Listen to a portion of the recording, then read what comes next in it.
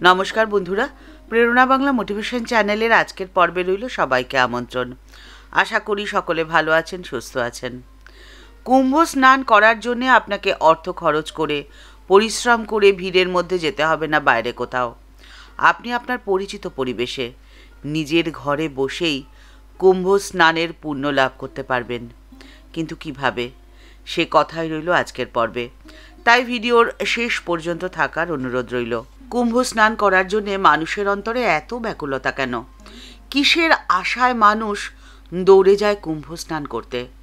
কথিত আছে যে কুম্ভ যুগে নদী স্রোত অমৃত বাহিনী হয়ে ওঠে, এক আধ্যাত্মিক ভাবপ্লাবনের জন্ম হয়। আর সেই প্লাবনে স্নান করে ক্ষণিকের জন্যে হলেও মানুষ নিজের অনন্ত অমৃত সত্তার স্পর্শ পায়। কারণ কুম্ভ পুণ্যদায়িনী আর মঙ্গলপ্রদ, আর সেজন্যেই কুম্ভ স্নানের এত আকর্ষণ।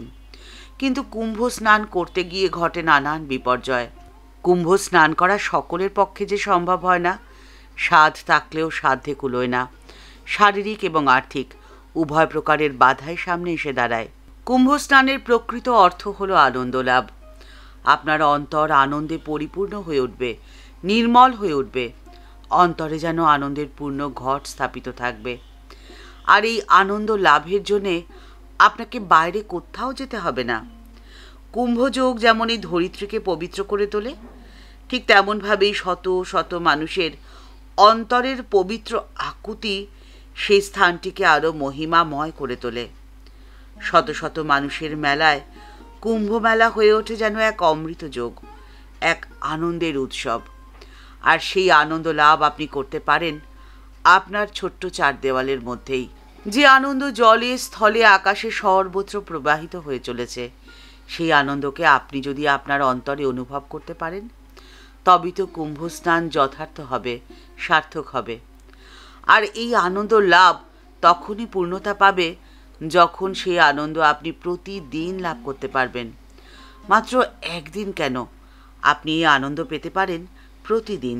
প্রতিদিনের জীবনের সমস্ত ক্ষুদ্রতা, সমস্ত জটিলতা, সমস্ত ব্যস্ততার মাঝেও এই অমৃত উৎসবের ঐশ্বর্যকে আপনি যদি আপনার অন্তরে উপলব্ধি করতে পারেন, তাহলেই তো কুম্ভ স্নান সার্থক হয়ে ওঠে। স্বামীজি বলে গেছেন কিভাবে আপনি প্রতিদিন সেই আনন্দের স্পর্শ পেতে পারেন। স্বামীজি এই যুগের জন্যে নিত্য বিরাজমান এক অমৃত পাত্রের সন্ধান দিয়ে গেছেন। স্বামীজি লিখছেন, অনাদি অনন্ত বেদরূপ সমুদ্র মন্থন করে যা পাওয়া গেছে, ব্রহ্মা, বিষ্ণু, মহেশ্বর প্রমুখ দেবতারা যার মধ্যে শক্তি সঞ্চার করেছেন, অবতারগণের প্রাণরসে পূর্ণ সেই অমৃতের পূর্ণ পাত্ররূপে আবির্ভূত হয়েছেন ঠাকুর শ্রীরামকৃষ্ণ পরমহংসদেব। এ এমন এক অমৃত পাত্র যা চির অক্ষয়, চির নবীন, চির নূতন।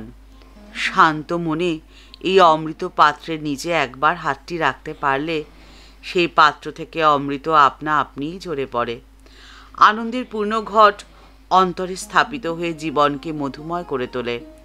জীবনের সমস্ত জড়তা দূর হয়ে যায়, দূর হয়ে যায় সমস্ত কালিমা, সমস্ত গ্লানি। ঠাকুর শ্রী রামকৃষ্ণ পরমহংসদেব তাই তো নিজে মুখেই বলেছিলেন, কি জানো, অমৃতকুণ্ডে কোনো রকমে পড়া, তা স্তব করেই হোক অথবা কেউ ধাক্কা মেরেছে আর তুমি কুণ্ডে পড়ে গেছো, ফল তো একই হবে, দুইজনেই অমর হয়ে যাবে।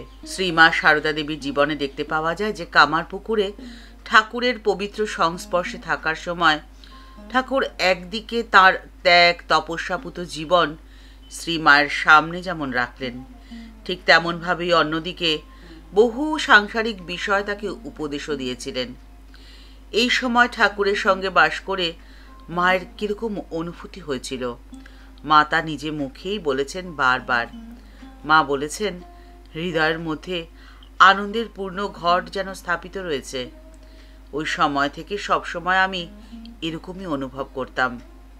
সেই ধীর স্থির দিব্য উল্লাসে অন্তর যে কত দূর কীরকম পূর্ণ থাকতো, তা ঠিক মুখে বলে বোঝানোর নয়, আমি অনুভব করতাম মাত্র।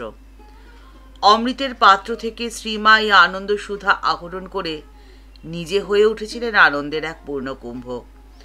আর সেই আনন্দই তিনি অকাতরে তার চারপাশে বিতরণ করে গেছেন সারাটি জীবন ধরে।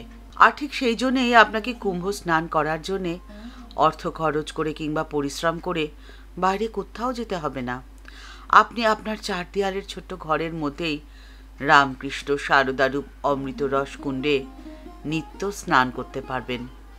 সেই অমৃত পাত্রের তলায় আপনি শান্ত মনে আপনার হাতটি শুধু রাখুন, তাহলেই সেই অমৃত পাত্র থেকে ফোঁটা ফোঁটা অমৃতের রস আপনার গায়ে এসে পড়বে, আর আপনার জীবন হয়ে উঠবে আনন্দে পরিপূর্ণ। ঠাকুরমা ও স্বামীজির চরণে প্রণাম জানিয়ে আজকের পর্ব এই পর্যন্তই। দেখা হচ্ছে পরের পর্বে। আজকের পর্বের উপস্থাপনা যদি আপনাদের ভালো লাগে তাহলে তা কমেন্টস বক্সের মধ্যে জানালে ভালো লাগবে। আমাদের এই ছোট্ট চ্যানেলকে ভালোবেসে যারা আপন করে নিয়েছেন তাদের জানাই ভালোবাসা, শ্রদ্ধা ও প্রণাম। কিন্তু যারা এখনও এই চ্যানেলটি সাবস্ক্রাইব করেনি তাদের কাছে বিনীত অনুরোধ রইল চ্যানেলটি সাবস্ক্রাইব করিয়ে বেল বাটনটা ক্লিক করে দিয়ে অল বাটনটিতে ক্লিক করে দেওয়ার জন্যে। তাহলে এই চ্যানেলে ভিডিও আপলোড হওয়ার সাথে সাথেই আপনার কাছে নোটিফিকেশান চলে যাবে। সবাই ভালো থাকবেন, সুস্থ থাকবেন। দেখা হচ্ছে পরের পর্বে। নমস্কার।